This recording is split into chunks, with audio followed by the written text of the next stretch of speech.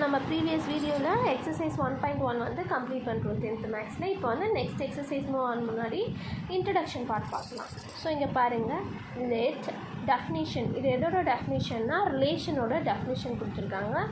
So let A and B any two non empty set. Non empty செட்னால் so elements வந்து இருக்கும், எம்டியாக இருக்காது, சம் நம்பர்ஸோ இல்லை ஆல்ஃபபெட்ஸோ என்ன இருக்கும்.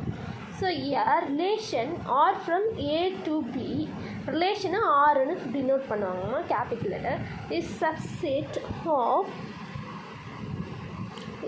A cross B satisfying some specified conditions.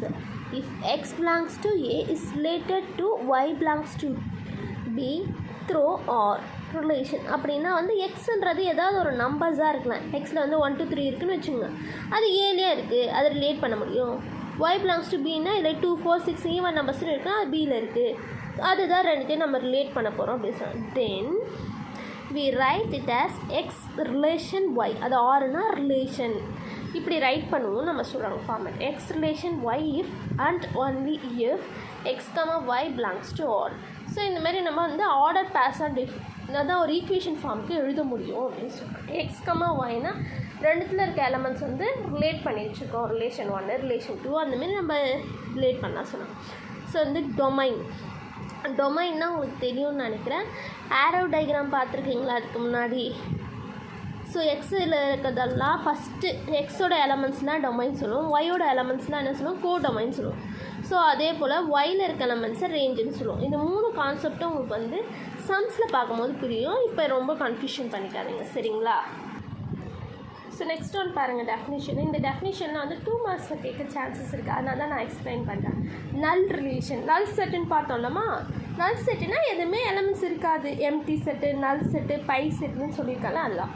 Let us consider the following examples. Suppose A equal to -3, -2, -1, B is equal to 1 2 3 3, 4 இப்படி சொல்லியிருக்காங்க. ஏயோட வேல்யூ சம் எலமெண்ட்ஸ் கொடுத்துருக்காங்க, பியில் some elements. A relation from A to B is defined as A minus B is equal to 8.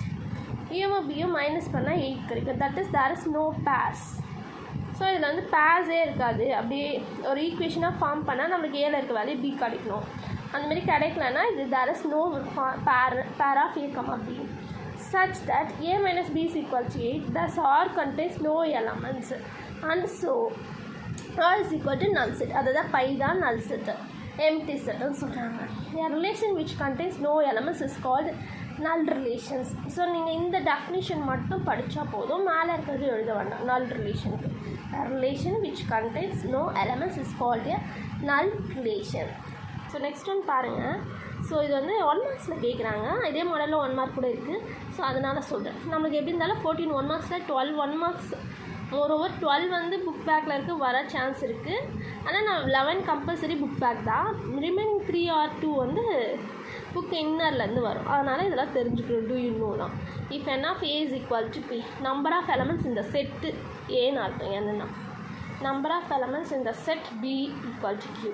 So ஒரு 10 நம்பர்ஸாக இருக்கலாம், இது ஒரு 8 நம்பர்ஸாக இருக்கலாம், PQன்னு ஆல்பபெட்ஸ் கொடுத்துருக்காங்க. Then the total number of relation that exist from A to B is. So அந்த ரிலேஷனை நம்ம எப்படி எழுதலாம், 2 power PQன்னு எழுதலாம். இது ஒரு இம்பார்ட்டன்ட் 1 மார்க்கு, பப்ளிக்கில் கேட்டிருக்காங்கம்மா ஆல்ரெடி.